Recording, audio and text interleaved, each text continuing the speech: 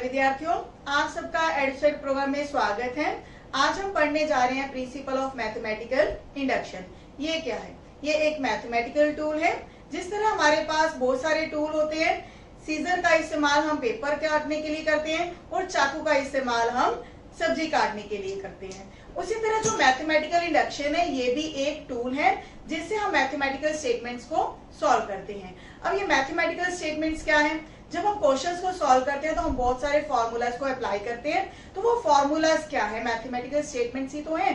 तो mathematical statements की एक एग्जांपल हम ले रहे हैं, जैसे कि 1 to 50 नेचुरल नंबर्स का अगर हमने एडिशन फाइंड आउट करना हो तो हम कैसे करेंगे? अब इतना टाइम तो हमारे पास नहीं है कि हम 1 से लेके 50 तक जो नेचुरल नंबर्स हैं उनको ऐड करने बैठे। तो इसके लिए हमारे पास एक फॉर्मूला होता है 1 to n नेचुरल नंबर्स का सम का formula, that is n into n plus 1 divide bye 2, जो कि हमने लास्ट ईयर 10th क्लास के अंदर एपी सीरीज के अंदर पढ़ा।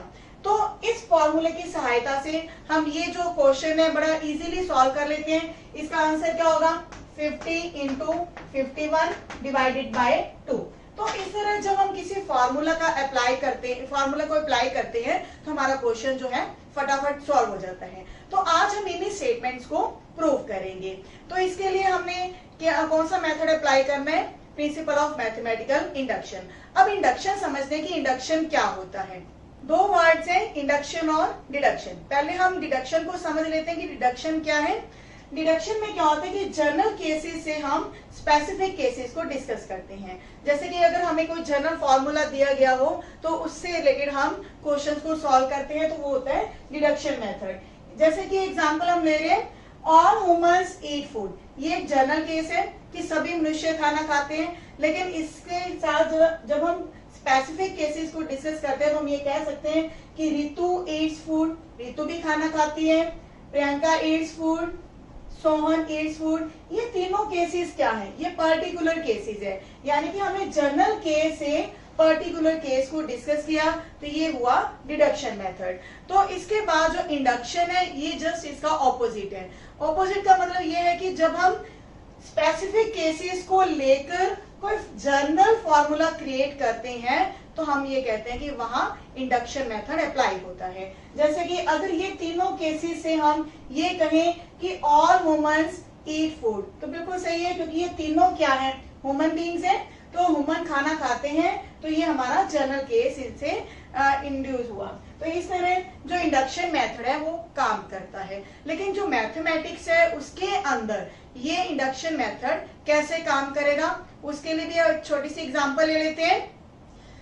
यहाँ आप एक तस्वीर देख रहे होंगे जिसमें बहुत सारे कार्ड्स अरेंज किए गए हैं, एक कार्ड के पीछे दूसरा कार्ड, और इस तरह से बहुत सारे कार्ड्स अरेंज किए गए हैं। अगर हम इसमें पहले कार्ड को फ्लिक करते हैं तो पीछे वाले जो कार्ड है धड़ाधड़ गिरते जाएंगे। ये होता है डोमिनो इफेक्ट। ये कोई डोमिनो पिज्जा वाला इफेक्ट नहीं है, ये फिजिक्स का एक डोमिनो इफेक्ट है, जिसके कारण पहले कार्ड को फ्लिक करने से बाकी सारे कार्ड जो हैं वो गिर जाते हैं। लेकिन अगर इसको हम प्रिंसिपल ऑफ मैथमेटिकल इंडक्शन से चेक करना चाहें तो हम कैसे चेक करेंगे? प्रिंसिपल ऑफ मैथमेटिकल इंडक्शन में क्या होता है कि जो पहली टर्म है उसको हम अब किसी स्टेटमेंट के लिए ट्रू प्रूफ करते हैं। यानी कि इसमें भी हम देखते हैं कि जो पहला कार्ड है उसको हमने फ्लिक किया तो उससे क्या नेक्स्ट कार्ड जो है वो गिरेगा, ठीक है। उसके बाद हम रैंडमली चेक करते हैं कि इन सभी कार्ड्स में जो kth कार्ड है वो गिरा है या नहीं गिरा। तो kth कार्ड हम देख लेते हैं कि वो गिरा हुआ है, लेकिन इसके बाद जो kth कार्ड है हम ये चेक करेंगे क्या इसने नेक्स्ट कार्ड को गिराया, क्योंकि ये सभी कार्ड गिरने का मतलब ये है कि एक कार्ड नेक्स्ट कार्ड को गिराएगा। तो अगर kth कार्ड गिरा है तो वो k+1th कार्ड को भी गिराएगा। तो इसी तरह जो मैथमेटिकल इंडक्शन है वो काम करता है। जब k+1th कार्ड को हम प्रूव कर देते हैं कि वो गिरा हुआ है तो हम ये कह देते हैं कि सभी कार्ड जो हैं वो गिर जाते हैं। तो किसके कारण होता है? ये सबसे पहले जो हमारा जो बेसिक स्टेप है वो पहले कार्ड से स्टार्ट हुआ। तो इसी तरह जो मैथमेटिकल इंडक्शन है पहली टर्म से शुरू होता है। तो उसके लिए जो मेन स्टेप्स हैं वो हम डिस्कस करने जा रहे हैं। फर्स्ट स्टेप जो बेसिक है वो क्या है? हम किसी भी स्टेटमेंट जो Pn है उसको मान लेते हैं और उसको हम प्रूव करते हैं। This is true for n is equal to 1।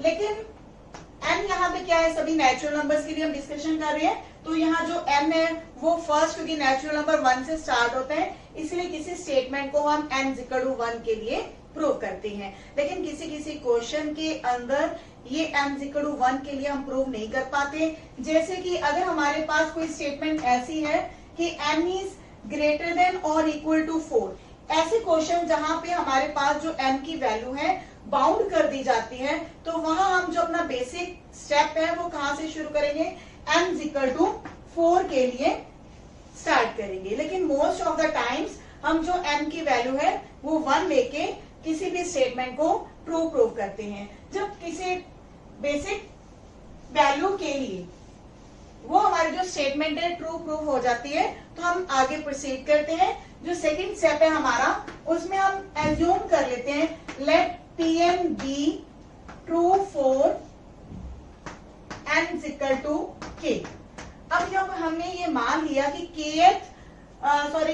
n की वैल्यू k के लिए जो स्टेटमेंट है वो ट्रू है, तो हम थर्ड स्टेप में इसको प्रूव करेंगे। जो Pn है that is true for n is equal to k plus 1।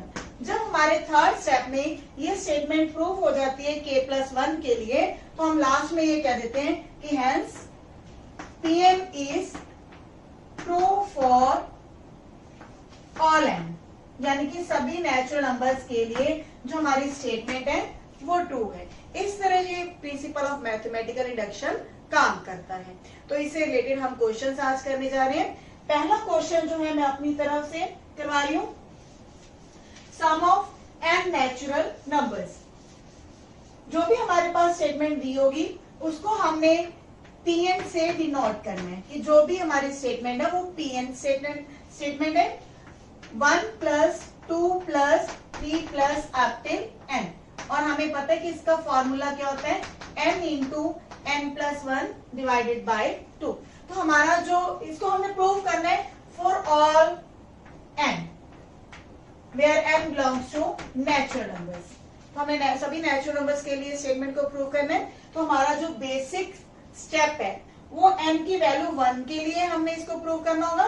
तो फर्स्ट स्टेप में हम n की वैल्यू 1 लेंगे। तो यहाँ पे n की वैल्यू 1 लेने पे जो स्टेटमेंट है हमारी Pn वो क्या बन जाएगी, P1। तो लेफ्ट हैंड साइड पर n की वैल्यू क्योंकि 1 है तो हमारी टर्म जो है वो 1 ही रहेगी, इक्वल टू। अब राइट हैंड साइड पे हम n की वैल्यू 1 भरेंगे, तो आप देखेंगे ये हमारे पास क्या आंसर आ रहा है, that is also 1। Means left hand side और राइट हैंड साइड आपस में इक्वल आ रही है। तो हम यहाँ पे लिखेंगे विच इज ट्रू, क्योंकि ये सही है। तो हम यहाँ पे लिखेंगे Pn is true for n equal to 1, यानी कि जो हमारा बेसिक स्टेप है वो कंप्लीट हो चुका है। तो इसके बाद हम आगे अपना जो प्रिंसिपल ऑफ मैथमेटिकल इंडक्शन है इसको आगे प्रोसीड करेंगे। तो सेकेंड स्टेप है हमारा, हम एज्यूम कर लेते हैं let Pn be true for n equal to k, यानी कि n की किसी वैल्यू k के लिए ये जो स्टेटमेंट है वो ट्रू है। तो यहाँ पे हमारे पास क्या आ जाते हैं 1 plus 2 plus 3 plus up till k, that is equal to k into k plus 1 divided by 2। अब हम थर्ड स्टेप पे जाएंगे, क्योंकि सेकेंड स्टेप हमने एज्यूम किया अपनी तरफ से कि जो n की वैल्यू k के लिए ये स्टेटमेंट हमारी ट्रू है। तो नेक्स्ट स्टेप होगा हमारा third, we will prove Pn is also true for n equal to k plus 1। तो इसमें हमने क्या करना है कि जो हमारी स्टेटमेंट है उसमें हम लेफ्ट हैंड साइड और राइट हैंड साइड दोनों को सॉल्व करेंगे और देखेंगे कि ये दोनों इक्वल हैं या नहीं है। लेकिन इस स्टेप के लिए हमें सेकेंड स्टेप का भी यूज करना होगा। तो हमारा जो थर्ड स्टेप है उसमें हमारे पास क्या आएगा, लेफ्ट हैंड साइड पर 1 plus 2 plus 3 plus up till k and k plus 1। देखिए जब हम n की वैल्यू k प्लस 1 डालेंगे तो हमारे पास लास्ट टर्म क्या होगी k प्लस 1 और उसके पीछे वाला जो नेचुरल नंबर होगा वो क्या होगा k। Now this is equal to, क्योंकि इन k टर्म्स का एडिशन हमने सेकंड स्टेप में प्रूव किया है, that is equal to k plus 1 divide by 2 और जो हमारी लास्ट टर्म है वो क्या है k प्लस 1। तो यहाँ आप देखेंगे दोनों टर्म्स में कुछ कॉमन है, दैट इज k प्लस 1। तो इस टर्म से भी हम k प्लस 1 बाहर ले रहे हैं और इस टर्म में से भी हम k प्लस 1 बाहर ले रहे हैं। तो हमारे पास इस ब्रैकेट के अंदर क्या रहेगा k divided by 2 plus 1। LCM लेने के बाद हमारे पास ये चीज आ जाती है k plus 1 k plus 2 divided by 2। तो अगर हम राइट हैंड साइड को चेक करेंगे, इसके बाद हम राइट हैंड साइड को भी चेक करेंगे कि क्या वो k प्लस 1 के लिए जो हमें आंसर दे रहा है क्या वो लेफ्ट हैंड साइड के इक्वल आ रही है नहीं। तो यहाँ पे n की वैल्यू k प्लस 1 आई, n प्लस 1 यानी कि k प्लस 1 में जब 1 जोड़ेंगे तो यहाँ पे आ जाएगा k प्लस 2। तो आप देखेंगे लेफ्ट हैंड साइड और राइट हैंड साइड दोनों क्या है इक्वल है। तो जब लेफ्ट हैंड साइड और राइट हैंड साइड इक्वल आ जाती है तो हमारा थर्ड स्टेप प्रूव हो रहा है n is equal to k plus 1 के लिए। तो this implies Pn is true for n is equal to k plus 1 और यहां से हम कह सकते हैं hence Pn is true for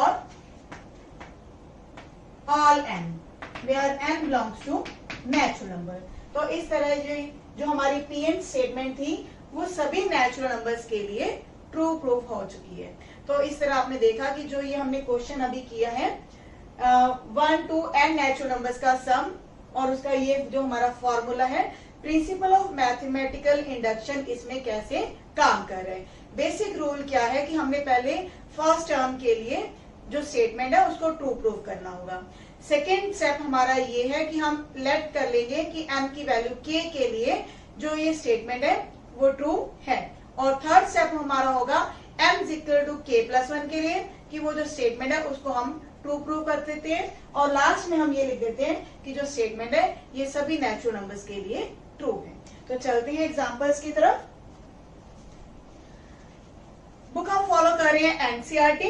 example number 1 square plus 2 square plus 3 square up till n square. जैसे ये नेचुरल नंबर्स का सम हमने प्रूव किया है वैसे ही अब क्वेश्चन हमारे पास क्या है सभी नेचुरल नंबर्स के स्क्वायर्स का सम। तो उसको हम प्रूव करेंगे for all n greater than और इक्वल टू 1 के लिए।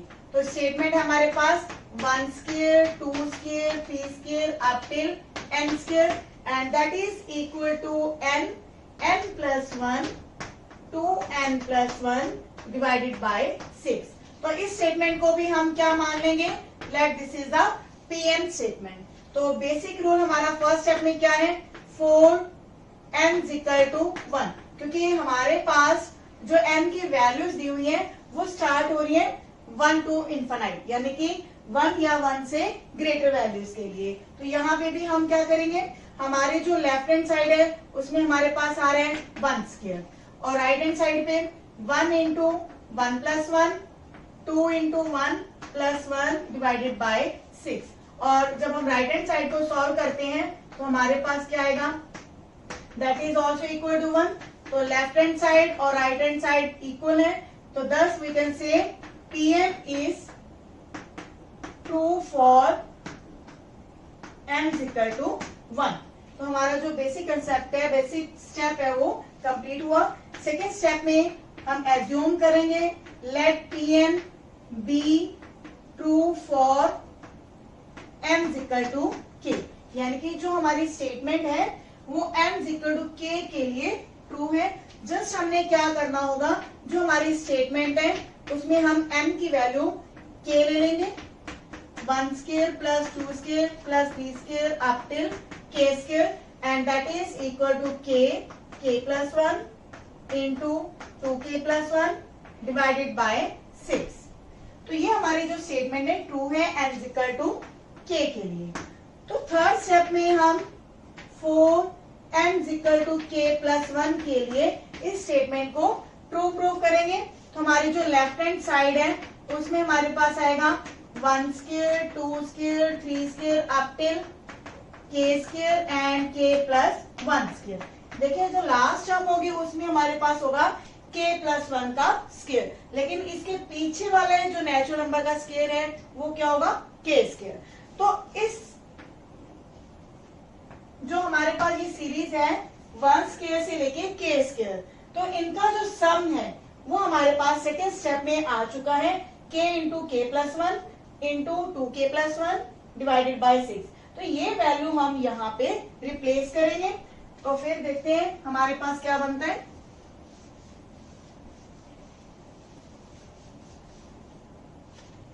तो यहाँ पे हमारे पास आएगा k+1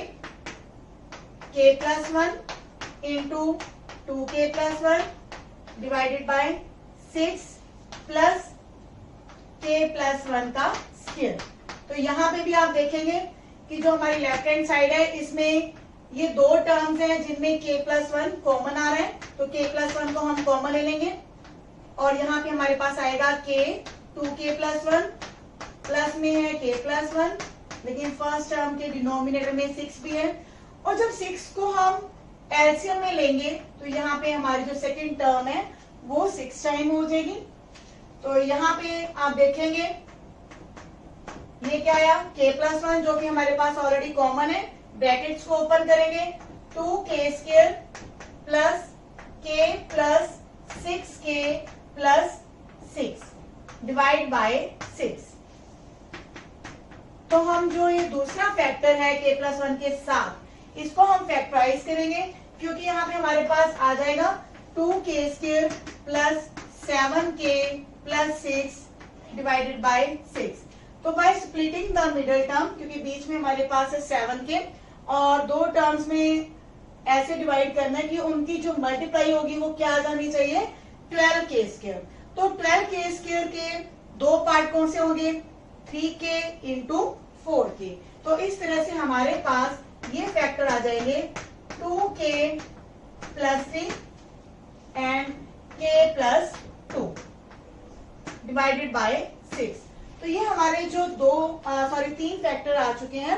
अब हम राइट हैंड साइड पर चेक करेंगे कि जब हम इनमें k की वैल्यू k+1 लेते हैं तो ये आप चेक करेंगे यहाँ पे k+1 आ जाएगा और यहाँ पे सिमिलरली k+2 बन जाएगा, और जब यहाँ पे k की वैल्यू k+1 लेंगे तो वो वैल्यू हमारे पास आएगी 2k प्लस 3 डिवाइडेड बाय 6। तो इस तरह हम ये कहेंगे कि जो लेफ्ट हैंड साइड है और राइट हैंड साइड है वो आपस में इक्वल है। राइट हैंड साइड पे भी हमारे पास सेम फैक्टर्स आएंगे, k+1, k+2, 2k plus 3 divided by 6। तो यहाँ पे हमारे पास आएगा left hand side is equal to right hand side, thus Pn is true for n is equal to k+1, thus Pn is true for all n where n is greater than or equal to 1। हमारे second example क्या है, prove that 2n is greater than n for all positive integers n। तो second example को भी हम prove करने जा रहे हैं।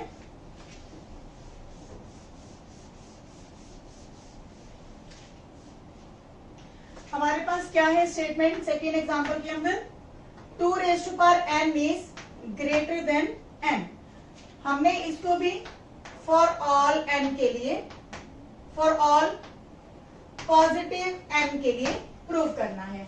तो इसको भी हम एक स्टेटमेंट मान लेते हैं, let this is the statement Pn 2n is greater than n। तो इसमें भी हम अपने पहले step for n equal to 1 के लिए स्टार्ट करेंगे। तो यहाँ पे P1 क्या आएगा हमारे पास, 2n is greater than 1 and which is true, क्योंकि हमें पता है कि जो 2 है वो हमेशा 1 से बड़ा होता है। तो इसीलिए ये जो Pn है that is true for n equal to 1। Second step हमारा क्या होगा, let P N be true for n equal to k। हमने एज्यूम कर लिया कि जो हमारी स्टेटमेंट है ये ट्रू है n इक्वल टू k के लिए। तो यहां से हमारे पास p के स्टेटमेंट क्या आ जाएगी, 2 raise to power k is greater than k। तो हमारा जो थर्ड स्टेप है उसमें हम इस स्टेटमेंट को n equal to k plus 1 के लिए प्रूव करेंगे। तो जो हमारी स्टेटमेंट है p k प्लस 1 वो क्या आएगी, 2 raise to power k plus 1। हमें क्या चाहिए, 2 रेज़ टू पावर k। तो यहां से हम एक पावर इसकी जो है वो सेपरेट कर देंगे। क्लियर है। तो इसके बाद क्या आएगा, 2 raise to power k into 2, sorry मैं इसको रिपीट कर रही हूँ। अब 2 रेज़ टू पावर k क्या है, that is greater than k। तो ग्रेटर देन k इंटू 2, तो ये 2k बन गया। अब 2k को हम लिख रहे हैं k प्लस k। अब कोई नंबर k जो कि 1 से बड़ा है उसको हम ये लिख सकते हैं that is greater than k plus 1, क्योंकि हम n की वैल्यू 1 के लिए जो स्टेप है ऑलरेडी क्लियर कर चुके हैं। तो जो n की वैल्यू k के लिए हमने सेकंड स्टेप माना था वो k क्या है, 1 से ग्रेटर है। तो ऑब्वियसली यहाँ पे हम जो k प्लस k लिख रहे हैं उसको हम लिख सकते हैं it is greater than k plus 1। तो यहाँ से हमारे पास ये वैल्यू आ चुकी है 2 raise to power k plus 1 is greater than k plus 1। तो ये हमारा जो थर्ड स्टेप था वो प्रूव हो चुका है। तो इसके बाद हम इजीली कह सकते हैं कि जो pn स्टेटमेंट है that is true for all positive n। तो इसके बाद एक एग्जांपल हम और कर लेते हैं ताकि ये जो आपको मैथमेटिकल इंडक्शन है और अच्छे तरीके से समझ आ सके। Third example is for all n greater than और equal to 1 we have the statement 1 divided by 1 into 2, 1 divided by 2 into 3 and so on। Last term है इसमें n into n plus 1 और इक्वल टू है ये formula n divide by n plus 1। तो इसको भी हम एक pn स्टेटमेंट मान लेंगे। तो फर्स्ट स्टेप हमारा फिर से वही है, n इक्वल टू 1 हम लेंगे। तो p1 हमारे पास क्या आएगा, first term 1 divide by 1 into 2, ये प्रोडक्ट का साइन है, ठीक है, मल्टीप्लाई का, is equal to right hand side पे हमारे पास क्या है 1 डिवाइड बाय 1 प्लस 1। तो इस तरह से लेफ्ट हैंड साइड और राइट हैंड साइड दोनों पे हमारे पास क्या आ चुके हैं, सेम चीज। तो हम ये कह सकते हैं कि जो pn है that is true for n equal to 1। तो हम सेकेंड स्टेप स्टार्ट कर रहे हैं। Let pn is pn be true for n equal to k। तो सेकेंड स्टेप में हमने एज्यूम किया, तो जो हमारी p के स्टेटमेंट है वो क्या आएगी 1 divide by 1 into 2 up till 1 by k plus 1 plus last term होगी k plus 1 and k plus 2। क्योंकि जब हम यहाँ पे n की वैल्यू k प्लस 1 लेंगे तो यहाँ पे आएगा k प्लस 1, सॉरी ये kth स्टेप के लिए चल रहे हैं। तो लास्ट टर्म हमारी यही होगी 1 by k into k plus 1 that is equal to k divide by k plus 1। तो ये सेकेंड स्टेप है हमारा। थर्ड स्टेप में हम लेंगे n की वैल्यू k प्लस 1। तो उसमें हमारी जो स्टेटमेंट होगी k प्लस 1, उसमें क्या आएगा 1 divide by 1 into 2 up till second last term लिख रही हूं मैं पहले, और लास्ट टर्म क्या आएगी k प्लस 1 k प्लस 2। तो इस जो इक्वेशन है इसको हम प्रूव करेंगे इक्वल टू जो राइट हैंड साइड पे आना चाहिए k plus 1 divide by k plus 2। तो इस स्टेटमेंट में हम ये जो टर्म्स हैं k टर्म्स तक का सम हम सेकेंड इक्वेशन से लेंगे।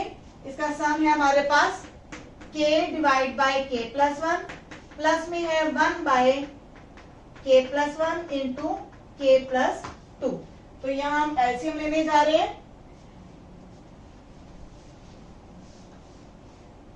एलसीएम लेके हमारे पास क्या आएगा, डिवीजन में k plus 1 into k plus 2, क्योंकि पहली टर्म में k प्लस 1 ऑलरेडी है तो यहाँ पे ऊपर न्यूमिनेटर में k+2 मल्टीप्लाई में आएगा एंड +1, तो यहाँ पे हमारे पास आएगा k² + 2k + 1 डिवाइड में k+1 k+2, और ये किसके बनेगा फॉर्मूला, k+1 स्क्वायर का, डिवाइड में आएगा k+1 k+2।